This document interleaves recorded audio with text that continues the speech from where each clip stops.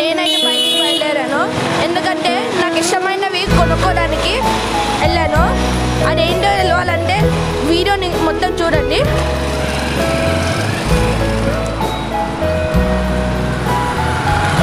చాలా దూరం ఉంది ఇది.